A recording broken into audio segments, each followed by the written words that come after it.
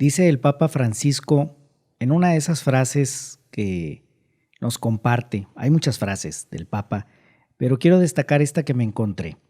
Para poder ayudar a los demás necesitamos de encuentros personales con Dios, momentos de oración y de escucha de su palabra. Y en este mundo tan traqueteado, lleno de tantas ocupaciones, a veces decimos, es que no tengo tiempo ni para hablar con Dios. Llego tan cansado del trabajo que, además de ver una serie, entre paréntesis, porque pues ahí nos arrullamos con la serie a veces, o la vemos completa, y luego que estamos ya cansados, realmente ya no podemos, después de haber visto una serie, pues decimos, no, ya me voy a dormir, entonces Señor, ay, discúlpame, no tuve tiempo. Y así se nos van los días, se nos van las horas, y también lo constatamos que cuando tenemos una urgencia, entonces ahí sí nos damos el tiempo para hablar con Dios. Y ese diálogo con Dios es tan necesario, pero entonces, ¿cómo vamos a hablar con Dios? ¿Le vamos a pedir y luego cómo lo vamos a escuchar? ¿Cómo escuchar a Dios en medio de todo lo cotidiano? Pues la realidad es que Dios nos habla en todo momento, en cada circunstancia, en el más pequeño detalle. A veces basta que alguien te abra la puerta de algún lugar y quizá ahí te está hablando Dios. ¿Cuántas veces no te ocurre que tienes una situación tan complicada y que te llega un mensaje de una persona que ni esperabas, o te llega una llamada, o simplemente te topas con alguien que te dice cualquier cosa y piensas, es lo que necesitaba escuchar? Recuerdo que en una ocasión me encontré a una señora afuera de una de estas tienditas de conveniencia y me dice la señora que el Espíritu Santo lo ilumine. Muchas gracias, le dije, y seguí mi camino. Y en eso me encontré a un grupo de amigos y por ahí me dice una amiga, oye, qué radiante te ves, como si el Espíritu Santo te estuviera iluminando. Así actúa Dios, en esos pequeños detalles. Cuarto piso, donde cuentan las historias.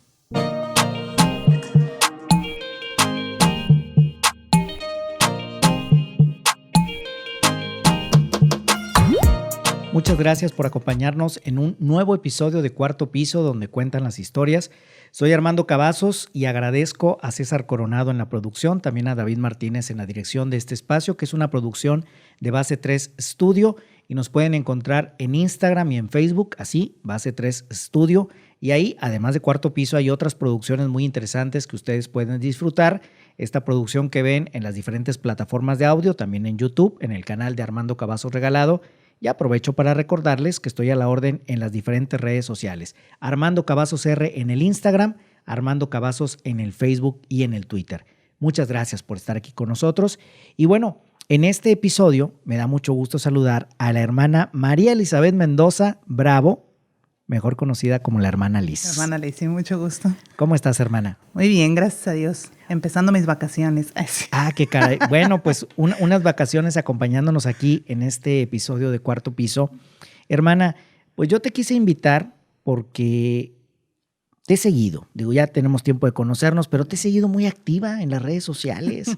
Y a veces uno pudiera pensar, oye, pues es que la hermana, ve uno la hermana y dice, pues se la ha de pasar rezando, ¿verdad? Pero resulta que hay muchas comunidades en esta riqueza que tiene la Iglesia Católica. Hay muchas comunidades, muchas congregaciones. Sí, hay quienes están rezando nada más, pero también hay quienes están en acción. Esa iglesia de puertas abiertas, esa iglesia de salida a la que tanto ha invitado el Papa Francisco. Y bueno, actualmente, hermana, eres directora del Colegio Isabel la Católica, que está en el municipio de San Nicolás. Así es. ¿Verdad? Y tienes 38 años de edad. Además, comparto un poquito el contexto. Tú me decías que tu familia es creyente atípica, que está en extremos. A ver, platícanos cómo está eso. Sí, bueno, mi familia es creyente, pero, por ejemplo, mis abuelos paternos no eran muy practicantes porque no se casaron por la iglesia. Entonces, en aquel tiempo fue como es mucho este sentido de rechazo. Entonces, ellos nunca iban a misa. Y mi papá se acercó mucho a la fe. pues gracias a un sacerdote que lo acompañó y que lo fue siguiendo. Después él entró al seminario, después salió. Y bueno, pues él es ingeniero químico y viene de un ambiente pues más bien de ciertas carencias económicas. Mis abuelitos, pues no voy a decir pobres, pero sin muchos estudios. Mi abuelito era tapicero. Y la familia de mi mamá tampoco era muy practicante, porque mi abuelo pues nunca lo oía hablar de religión ni de Dios. Y mi abuela sí era de rezar el rosario y demás, pero quedó un poco traumada por estar en un internado con religiosas, ¿no? Entonces no tenía un buen concepto de las religiosas y era una mujer alegre, culta, pero no particularmente piadosa, ¿no? O practicante de la fe. Y mis papás sí, o sea, los dos eran muy, muy creyentes y siempre nos rodearon de este ambiente de ayudar en la iglesia, con muchos sacerdotes que tenían amistad. Sin embargo, mis hermanos no son creyentes, ninguno. ¿Cuántos hermanos somos tienes? 5. 5. Sí, soy la mayor de La mayor de cinco. 5. Sí. Okay. Y entonces por eso digo una familia creyente atípica, porque mis papás son creyentes muy, pues sí, fervorosos, muy practicantes de ayudar en la iglesia, pero mis hermanos no. Mis hermanos son entre ateos y agnósticos y con mucha diversidad ideológica. Entonces, y una hermana religiosa, ¿no? Entonces, cuando salimos a la calle o algo, cuando voy a mi visita familiar, pues siempre la gente se nos queda viendo, ¿no? Porque mi hermana menor, pues es así, pelo de colores y con esta estética feminista muy actual, ¿verdad? Entonces, sí, somos como un poco atípicos en muchas cosas, ¿no?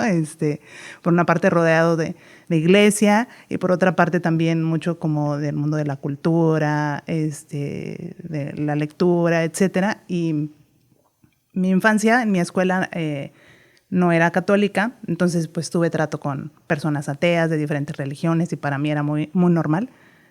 Y después entré a un colegio católico y entonces ahí sí me topé con el otro extremo así de no veas, todo es pecado, un poco cerrado, ¿no? Entonces siempre en mi vida osciló así entre extremos de niveles socioeconómicos, entre extremos ideológicos y bueno, pues así ha sido un poco mi vida. ¿Cómo llega el momento, hermana Liz, en el que dices, oye, tengo un llamado de Dios?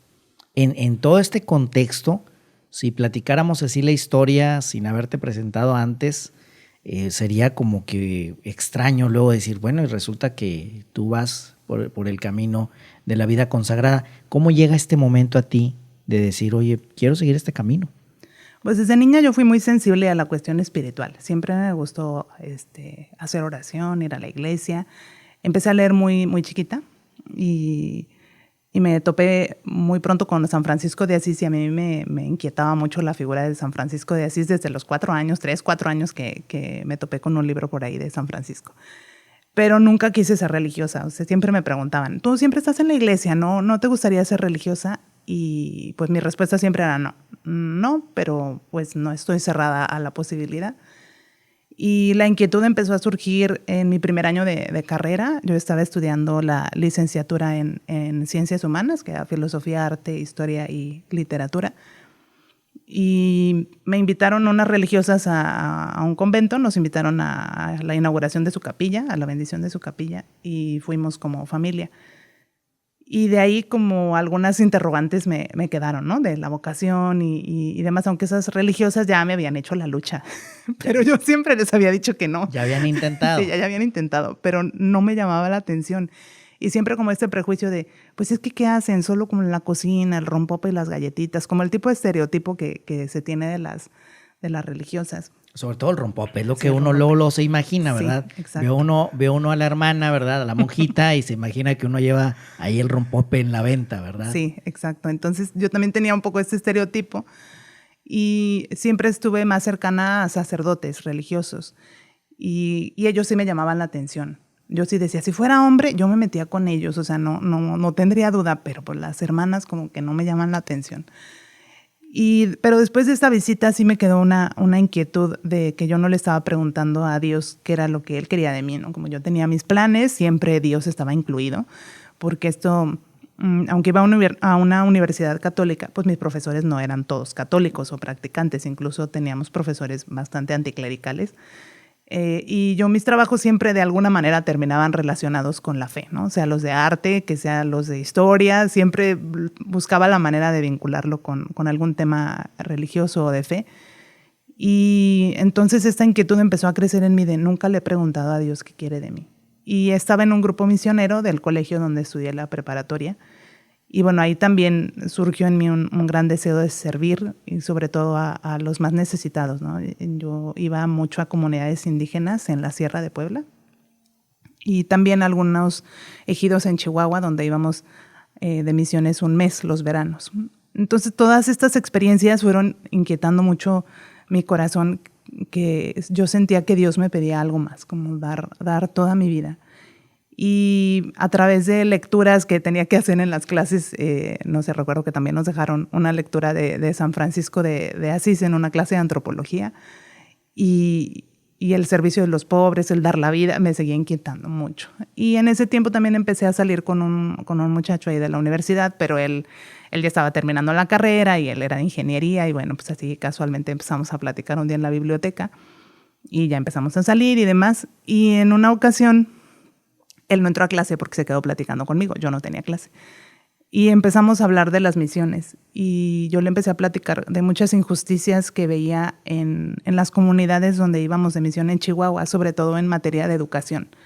Porque en ese lugar había de este programa donde becaban chicos de prepa para estudiar la carrera si daban un año de servicio en comunidades rurales. Y realmente pues eran chicos que no tenían vocación de enseñar. Entonces los niños estaban muy abandonados, la gente emigraba a las ciudades para buscar educación para sus hijos y había poblados de casi puros hombres y solamente 10 familias completas, porque los demás eran puros señores y las señoras se iban a un pueblo más grande con sus niños para tener una mejor oportunidad de educación. Y a mí esto me dolía mucho, ¿no? Porque tienes que dejar tu tierra, porque no hay oportunidades. Sí, porque esto al final también genera una ruptura. Exacto, en la familia. Es una ruptura en la familia que luego trasciende, impacta en la ruptura social. Sí, y eran comunidades muy alejadas, incluso la iglesia poco los atendía, el padre iba una vez al mes y realmente solo llegaba, celebraba, regañaba y se iba, ¿no? Entonces, a mí me dolía mucho porque la gente estaba muy sedienta de Dios, mucho. O sea, nunca he visto gente tan dócil como la de ahí. Lo que le pusiéramos a hacer, querían más, querían conocer las Sagradas Escrituras, querían que les enseñáramos cómo seguirse juntando para hacer oración, etc. Entonces yo le estaba platicando a este chico y me dice, bueno, pues si tanto coraje te da, ¿por qué no dedicas tu vida a eso? Yo, ay no, hasta el muchacho con el que salgo me dice estas cosas. Sí, señor, ya entendí. Y también, pues yo ya llevaba dirección espiritual. Entonces el sacerdote que me acompañaba, pues sí empezó a darme pues algunas lecturas especiales, me mandó a ejercicios de San Ignacio, de fin de semana, ¿verdad? Cortitos, pero aún así me ayudaron mucho, y un proceso de discernimiento, y pues realmente no tardé mucho en ver muchas señales y que mi corazón no deseaba dedicarme a una persona. Por ejemplo, con este chico yo no sentía como ganas de sacrificar cosas por estar con él. No había ese clic completo. Sí, no. O sea, a veces si me invitaba a salir y me surgía otro compromiso de las misiones, yo prefería ir al compromiso de las misiones. En esto hemos escuchado muchas veces, hermana, testimonios también de sacerdotes que dicen, oye, pues es que yo tenía una novia, ¿verdad? Dice el sacerdote. ¿Qué pasa con esto? ¿Cómo podríamos entender ese plan de Dios? ¿O es que nosotros nos resistimos o es que es parte de ese plan de Dios? Cuando ocurren situaciones así, y lo pongo en el ejemplo de una relación, pero que en cualquier otra situación, a veces nosotros estamos en un lugar con una persona y resulta que no éramos de ahí, para lo que sea en la vida, para cualquier vocación y para cualquier situación, pero no lo entendemos hasta que ya avanzamos en el camino. ¿Cómo funciona? ¿Cómo trabaja Dios en ese sentido? Pues yo creo que por esto es muy necesario el discernimiento y estar atento a lo que pasa dentro de tu corazón, ¿no? A veces vivimos muy aprisa y no contactamos con lo más profundo o con los deseos más profundos. Y a veces, no sé, a veces buscas en la relación algo, pero detrás hay algo más profundo, ¿no? Entonces, como el tratar de identificar qué es lo que mueve tu corazón, qué es lo que Dios te ha dado, cuáles son los deseos más profundos, son los que te ayudan a distinguir, a ver, esta persona realmente conecta con esos deseos más profundos que yo tengo, o este lugar, o esta actividad, ¿no? Y me conecta con lo que Dios me ha dado para servirle. Y no siempre es fácil, porque nos autoengañamos muy fácilmente, o nos dispersamos con gustos a lo mejor buenos, pero superficiales, o con sensaciones, con lo más aparente, y no siempre contactamos con lo más profundo, como otro nivel de lo que hay dentro de ti. Y es que vamos en la vida buscando las respuestas de Dios, y lo más fácil, aquí lo hemos comentado en otros episodios, pues lo más fácil sería que así como nos llega un mensaje de WhatsApp, pues así Dios tuviera un WhatsApp. Y sí, hay una película, la de Todopoderoso, ¿sí? Esta película en donde por ahí le escribía a Jim Carrey, es el que interpreta la primera parte, y le llegaban por correo electrónico en ese momento. Entonces, pues Dios estaría saturado, pero nosotros estaríamos a todo dar con un sistema de mensajería así directo con Dios.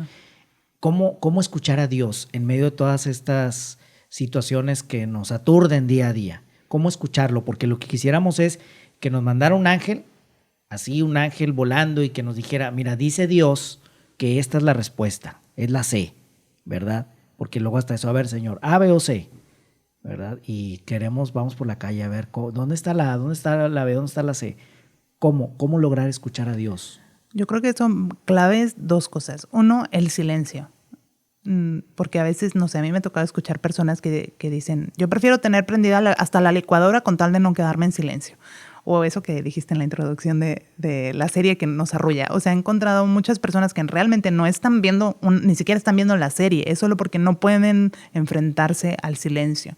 Y ahora con pues, Spotify, YouTube, todo, a veces, o ahora que estamos en la pandemia, que todo es en línea, o sea, ¿cuántas veces no estamos haciendo algo y escuchando otra cosa?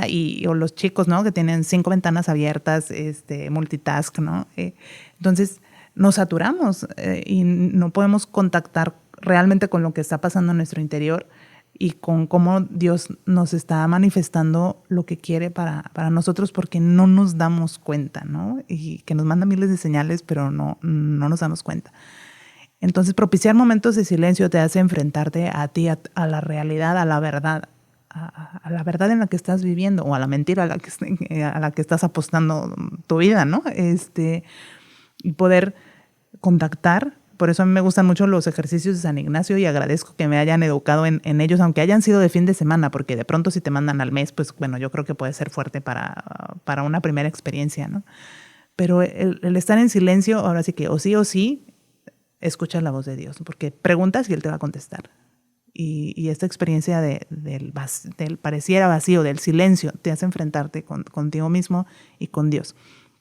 Y para mí la otra clave es el examen de conciencia de San Ignacio, no el de la confesión, porque creo que estamos muy acostumbrados a hacer este examen de conciencia moral, donde moralizamos todas nuestras acciones. Y entonces empiezan a surgir muchas culpas, veo nada más con el enfoque de bien y mal, y no con el enfoque de qué pasó hoy en mi día, cómo me siento, el primer nivel humano, ¿no? ¿Cómo me siento? ¿Qué me pasó hoy? ¿Qué hice? A veces, ¿qué hice hoy? A ver, ¿qué hice en la mañana? Y ni siquiera te acuerdas. Simplemente describirlo. Sí. Porque inmediatamente lo empezamos a describir y lo empezamos a clasificar. Exacto. Y creo que viene mucho con las redes sociales. Hoy queremos etiquetar todo, ¿no? A todo le queremos dar una categoría. Exacto. Y entonces, pues no le alcanzamos a dar categoría porque ni siquiera alcanzamos a visualizar. A ver, ¿qué me pasó? Se me hizo tarde. O me desperté tarde. Híjole, es que soy un flojo. Y ya empezamos a cargar las culpas, las etiquetas. A hacer juicios morales, ¿no? Y antes de contactar, a ver, ¿qué me pasó? Estaba cansado. A ver, ¿por qué estoy cansado? Ay, me desvelé viendo la serie, no sé, ¿verdad? Cualquier cosa. O sea, primero, ¿qué pasó? ¿Qué hice? Y ya, bueno, eso es el nivel humano. Pero a la parte de cómo se manifestó Dios en mi día hoy. Porque a veces sí se nos manifiesta, o sea, en un encuentro con un niño, con un anciano, con una persona que va en la ruta. O sea, a veces miles de cosas que nos pasan en el día y que te dan la oportunidad de intercambiar una idea, de hacerte un cuestionamiento, pero pasas a lo que sigue y lo que sigue y lo que sigue y no terminas de contactar con esa experiencia, aunque te haya cuestionado en el momento. Entonces esa oportunidad de la noche, contactar con esas experiencias y decir, ¿cómo se presentó Dios en este día? ¿Cómo me habló Dios en este día? ¿Cómo me regaló su gracia? ¿Qué oportunidades me dio para encontrarme con Él? Y el tomar conciencia de eso, pues te ayuda a agradecer primero, agradecer, porque el examen de conciencia no es solamente culparte por cosas y estar viendo la parte negativa y la parte del mal que hacemos, sino agradecer por todo el amor que hemos recibido en este día o por una dificultad que me hizo crecer, por algo que no sé cómo resolver y que me invita a la confianza. O sea, como primero agradecer por lo que se me presenta en el día y bueno, después ver cuándo no he respondido o cuándo pues lastimé a alguien que quiero, o cuando desprecié a alguien o tuve una salida de carácter, bueno, entonces pido perdón. Y después eso me invita a actuar y a la culpa que siento, que puede ser sana, o sea, cuando me invita a cambiar. Pero cuando esa vuelve autorreproche, no me hace crecer, me atora, me sigue dejando en mí mismo. Sí, porque entonces solamente estoy recriminándome, le estoy dando vueltas al mismo círculo, pero no salgo de ahí. Exacto. Y en este proceso, ¿cómo podríamos llevarlo? ¿Qué nos falta o qué tenemos de más en esta vida tan ajetreada que vivimos actualmente? Pues yo creo que, bueno, cada quien tendría que hacer un examen. Sí, me gustan, Ignacio, tengo puros exámenes. ¿Qué tengo en mi vida que no es esencial, que no suma a mi proyecto de vida, que no suma a los deseos profundos de mi corazón? Bueno, a veces habrá cosas de las cuales no te puedes deshacer, ¿no? Porque, pues no sé, a lo mejor no me gusta tanto mi trabajo y en este momento no me puedo dar el lujo de renunciar, no sé. Pues bueno, son opciones que se tienen que ir tomando poco a poco. Pero a lo mejor habrá otras actividades que hago en mi día que no me suman y que me dispersan, que me roban energía. Porque ¿cuántas veces pensamos, no sé, voy a ver este video de YouTube porque me descansa? ¿De verdad te descansa? O más bien te evade de la realidad.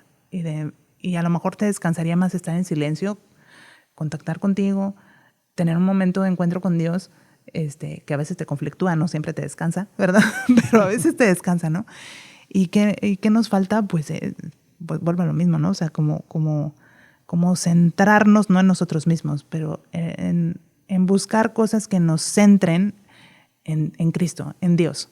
Pues no sé, a mí me centra, contactar con la naturaleza me centra porque me lleva a agradecer, a sentirme pequeño en el medio del universo. Pues hay gente que tiene mucha sensibilidad a los temas ecológicos o a la naturaleza. Bueno, a mí eso me conecta con la experiencia de Dios. Ah, bueno, ok. A otros no sé, a mí me conecta muchísimo la parte del arte. Entonces, me gusta pintar.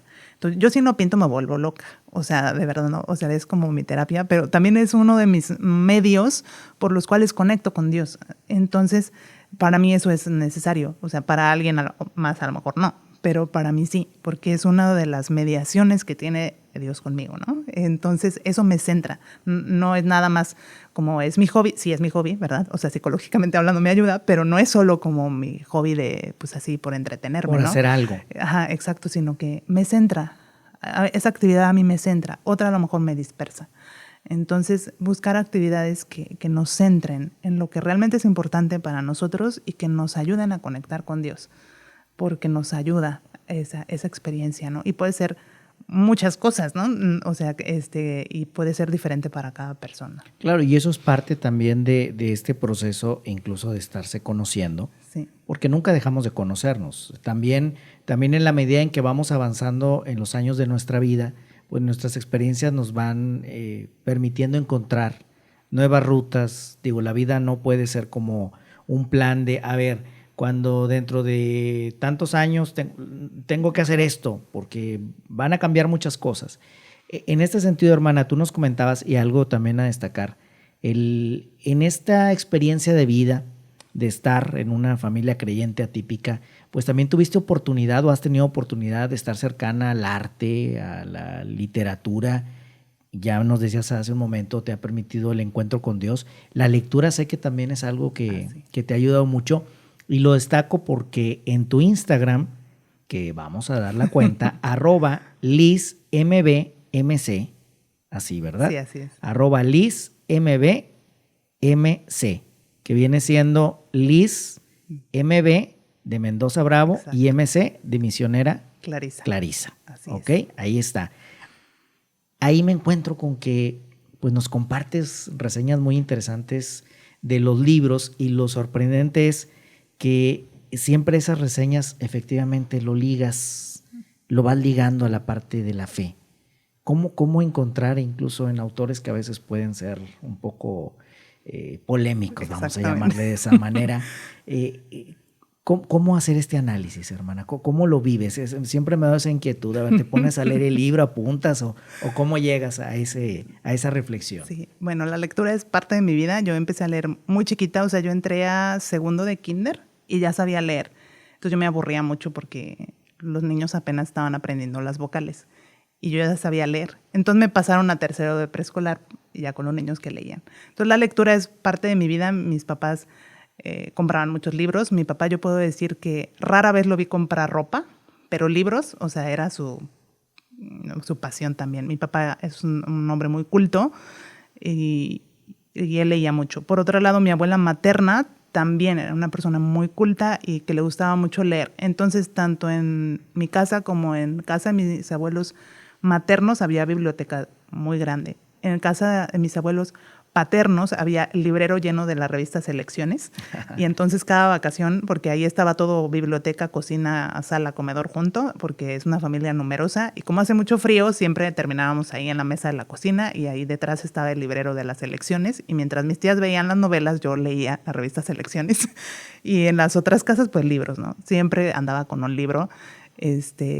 Entonces la lectura es parte de mi vida. Yo no puedo dormir si no leo antes, porque así me acostumbré desde niña y yo era de las que otro capítulo y otro capítulo y otro capítulo y más bien yo me tenía que violentar para dormirme, ¿no? Capítulos de libros. De libros, no de series. Va a decir alguien, no, yo también otro capítulo de la serie, ¿verdad? Sí, y luego que se acaba la temporada. Y ahí está la persona ansiosa. Bueno, a lo mejor a ti te pasa cuando son el primer tomo, ¿verdad? Y luego, ay, no he conseguido el segundo. Claro. Ahora, hermana, en este gusto por la lectura, ¿cómo lo has combinado tú con tu actividad? Que también eso es parte importante. ¿Cuál es la actividad que realizas? Bueno, dirijo el colegio y también en este verano termino mi servicio como superiora. Ahora leo mucho menos que antes, ¿verdad? Porque leo antes de dormir. O cuando, no sé, las citas del médico, cuando espero algo, me quedaron 5 minutos de algo. Cuando era novicia era entre clase y clase. Entonces, pues aprovecho momentos muertos y antes de dormir o en fines de semana o periodos vacacionales. Leo, siempre combino 2 lecturas, una como yo le llamo recreativa, por decirlo así, que es literatura, y algún otro espiritual.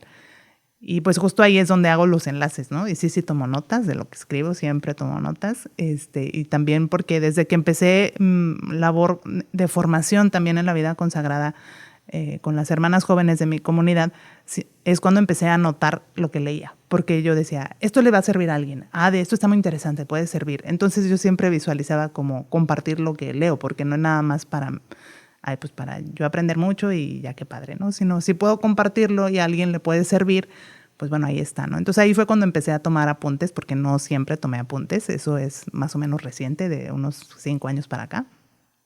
Y de ahí también de pronto saco tallercitos para las hermanas cuando son, no sé, por ejemplo, de desarrollo humano o de espiritualidad.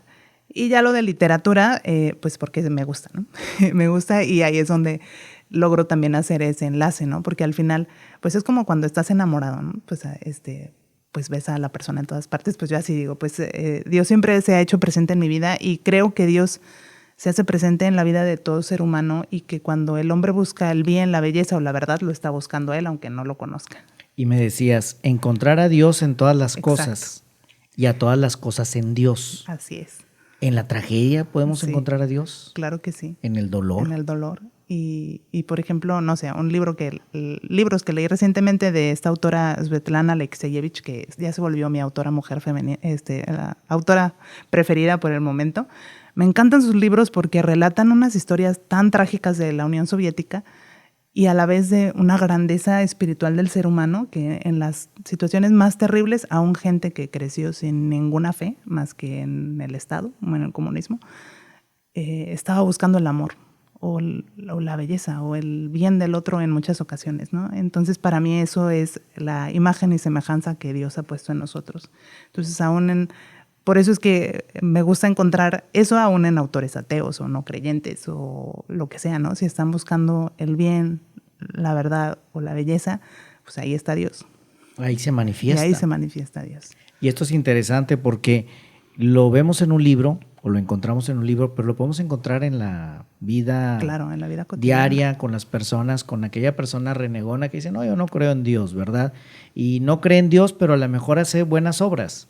Y eso luego nos ocurre. Actualmente he visto mucho en el Facebook que un meme que dice, ser buena persona te ayuda mejor que publicar versículos bíblicos todos los días. ¿Qué me podrías decir ante esto, hermana? Porque esto es interesante, el análisis. No tiene nada de malo publicar los versículos, claro, pero también una realidad es que no basta con andar publicando versículos, no basta con andar recitando citas bíblicas, sino hay que hacerlas parte de nuestra vida. Claro, es que creo que todos podemos llegar a ser muy buenos creyentes o activistas de redes sociales, ¿no? O sea, es fácil compartir una imagen o un versículo porque aparte dice, ay, qué bonito, lo quiero compartir.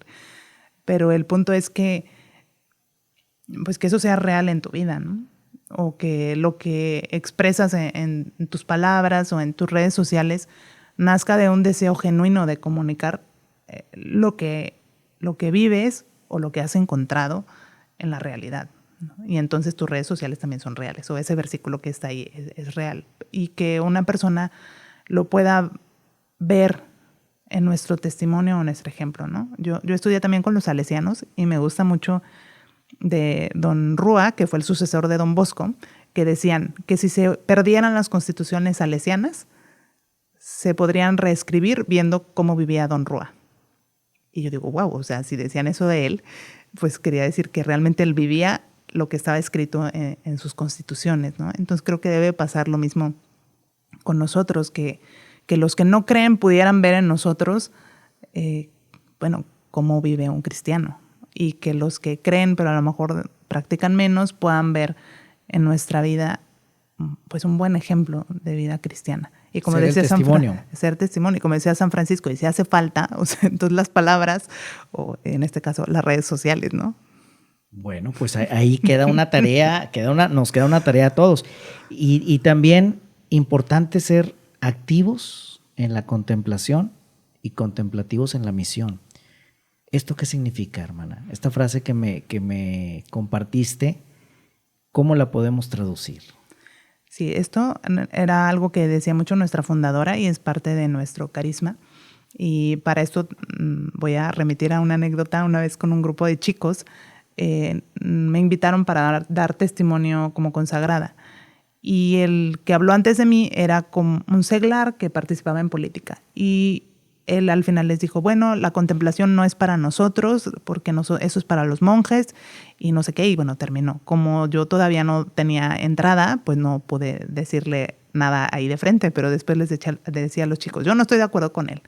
La contemplación no es para los monjes ni para los místicos, que se piensa que los místicos deben ser, pues, no sé, como personas muy excepcionales o que están levitando casi, o no sé, que se imaginan a veces las personas cuando hablamos de esto.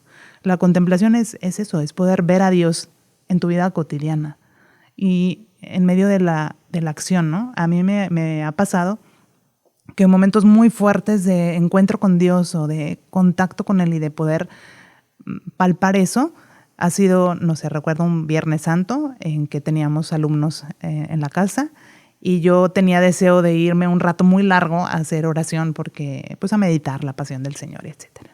Y en la cena, uno de los alumnos empezó a querer llorar y yo lo presioné a que llorara porque yo sabía que se reprimía mucho. Le dije, sí, ándale, por eso, no sé qué. Y lo presioné hasta que lo hice llorar, ¿verdad? Pero pues luego me lo tuve que llevar, no lo iba a dejar así. Y estuve como una hora con él y yo realmente ahí experimenté o pude decir, mira, Señor, esta es mi hora de contemplación de tu pasión en el dolor de este chico. No en la capilla contemplando el crucifijo, que no significa que no debamos hacerlo, ¿no? Pero ahí pude como tocar muy de cerca, y me ha pasado muchas veces, o sea, escuchando a una persona con una historia de abuso, de maltrato, tocando el dolor de alguien más, el tener esta experiencia de decir, aquí estás tú, Señor, con tus llagas, aquí estás tú humillado y maltratado, aquí estás tú, ¿verdad? O cuando vas en el metro y ves, me encanta el metro de la Ciudad de México, y cuando voy, para mí son así como experiencias muy contemplativas, me gusta mucho ver a la gente y ver pues qué estarán pensando, por qué nadie se ve, ¿no? Porque casi nadie te sonríe o así. Entonces podemos contemplar en la acción, en nuestra vida cotidiana, siempre cuando nos remita a Dios e iluminemos esa realidad también con el Evangelio, ¿no? Decía en una ocasión un sacerdote que le habían preguntado, nos lo decía en la homilía de una misa, decía que alguien le dijo, padre, a ver, ¿qué es más importante? ¿Que vaya a ver a mis padres o que venga a misa? Y entonces dice que le respondió, ¿verdad? ¿Cada cuándo ves a tus padres? No, pues ahí cuando tengo chance. Dijo, bueno, entonces no pongas de pretexto venir a misa para no ver a tus padres, No. ¿sí? Porque al final tienes que ver a tus padres. Y si estás con tus padres y por eso no puedes venir a misa y no los puedes traer, quédate con tus padres, ¿sí? Porque luego a veces creemos, no, es que tengo que ir a misa y ando en misa, ¿verdad? Y luego salgo y resulta que en mis acciones pues no estoy contemplando a Dios, ¿sí? Sí, voy y lo contemplo, voy y lo recibo en la comunión, pero luego hay que hacerlo vida, hay que compartirlo. Entonces, activos en la contemplación y contemplativos en la misión. Una mirada amorosa, Sí. hermana. La misericordia de la que tanto nos habla el Papa Francisco y de la que pues es parte de esa vida, ser misericordiosos con todos.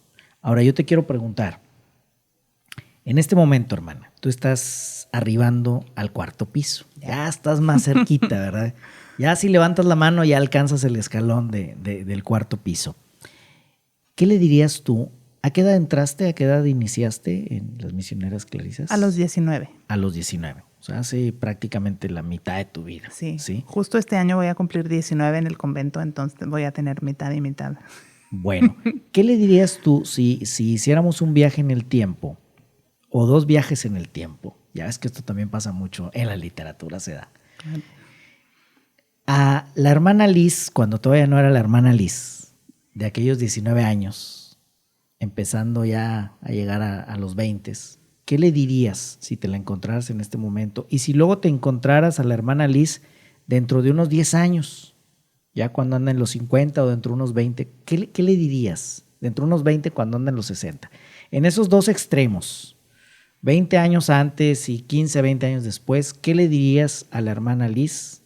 Bueno, una sería la hermana Liz, ¿verdad? Y la otra apenas va a ser la hermana Liz. ¿Qué le dirías? ¿Le dirías lo mismo a la que es más joven que a la que ya vivió más cosas? No. A la joven le diría que no se preocupara tanto como por quedar bien o por la perfección externa, ¿verdad? Que fuera más libre desde el principio. Eso te lo enseña la vida, ¿verdad? Es cierto, sí. La vida nos enseña a ser libres, ¿eh? Sí. Y a la de más años, no sé. Digo, porque ahí pues todavía no sabes qué va a pasar, ¿verdad? No sé. Pero yo creo que le diría que eso sí, que siempre se mantuviera abierta a escuchar a las más jóvenes, a escuchar a las más grandes, y siempre abierta, siempre abierta. Hermana, 5 años viviste en Roma. Sí. En este tiempo has trabajado mucho con niños, con jóvenes y obviamente, pues también con los no tan jóvenes, porque los papás, las mamás, pues claro, algunos estarán en edad mediana, otros ya andarán un poquito más allá del 4º piso. ¿Qué has encontrado tú en esta experiencia que has tenido como misionera clarisa? ¿Cómo has encontrado a Dios en todos estos años, en toda esta gente?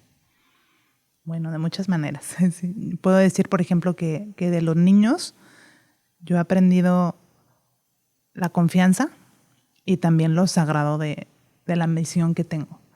Porque la primera vez que me tocó defender a una niña por una cuestión de bullying ahí enfrente de varios compañeritos, yo vi cómo me volví en su héroe, ¿no? Y ahí yo dije, híjole, qué responsabilidad.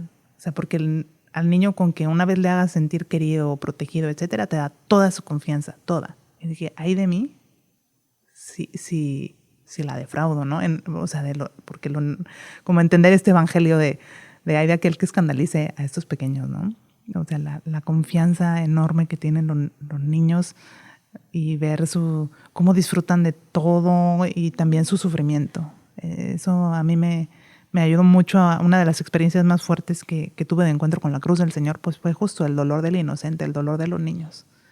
El que tengan que sufrir pues los pecados de sus padres o las heridas de sus padres en situaciones muy extremas, muy, muy extremas.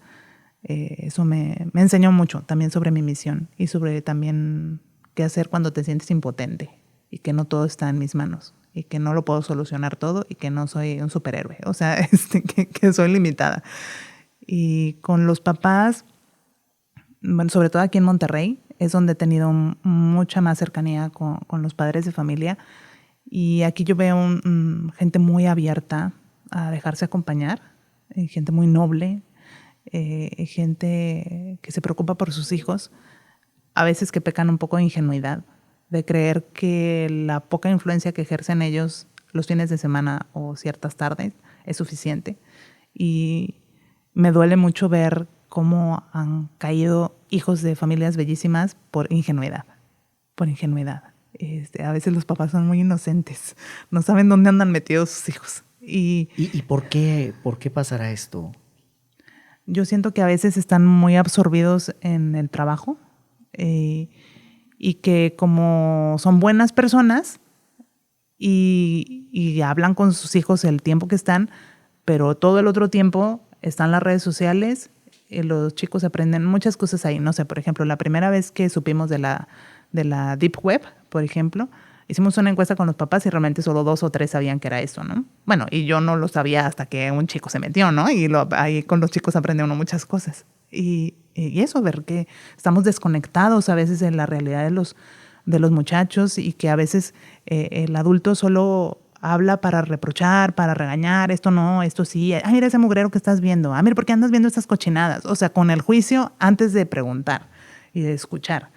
A ver, ¿por qué te gusta eso? A mí me gusta hacer eso, ¿no? Hace tiempo cuando Lady Gaga empezó y que era así como de pronto escandalosa en algunas cosas, yo dije, bueno, ¿pero qué es lo que ven en Lady Gaga los chicos? Entonces me acuerdo con unos alumnos, a ver, ¿por qué les gusta Lady Gaga?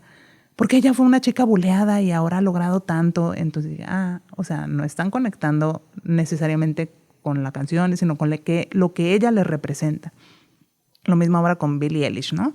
Que ella muestra su inseguridad por su cuerpo y su no sé qué. Entonces, o sea, conectan con algo que les representa esa figura. Y a lo mejor yo no lo entiendo y a lo mejor yo veo su video y digo, ay Dios, está muy raro esto, ¿no? Pero antes de hacer un juicio, pregunta. Y entonces creo que falta preguntar a veces. Que podamos explorar, que podamos comunicar. Porque luego también viene esa resistencia en el niño, en el joven, sobre todo el adolescente. Le dices que no y más va a quedar ahí. Qué importante, hermana, tener este diálogo con los niños, con los jóvenes y en general con los seres humanos. Porque luego también es un problema, los que somos comunicólogos sabemos que el gran problema del ser humano es que se comunica constantemente, pero no sabe comunicarse al mismo tiempo. Y creo que eso sí lo llevamos a los diferentes ámbitos e incluso a nuestra relación con Dios, pues Dios se comunica con nosotros todo el tiempo, pero nosotros no estamos dispuestos a escucharlo todo el tiempo, a observarlo todo el tiempo, porque a veces nos duele, porque a veces es complicado o lo hacemos complicado, pero pues ya lo decíamos, encontrar a Dios en todas las cosas, simplemente hay que tener esa disponibilidad. Y como en estos casos es incluso encontrar a Dios, hablar con los hijos, hablar con los amigos, hablar con la familia, pero hablar,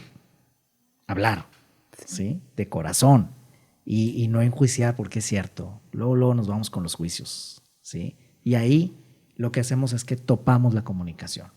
Cuando yo pregunto y mi respuesta ante la respuesta de la otra persona es un juicio, en ese momento ya puse una barrera.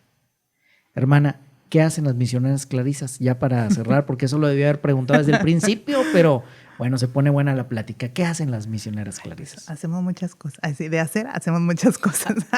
¿Hacen rompope, dice César? A veces, yo no, pero tenemos una hermana en casa que sí, ahora para Navidad hizo para regalar, pero muy bien. así solo en situaciones así, en esta casa muy extraordinarias, en otras casas tal vez un poco más. Pero bueno, aquí en Monterrey estamos en el colegio, atendemos un grupo de jóvenes y matrimonios, a nuestro grupo de laicos que se llama Banclar. Apoyamos ahí en algunas pastorales de la arquidiócesis, la hermana Tere, que le gusta mucho la ecología, pues apoya ahí en la Pastoral Verde.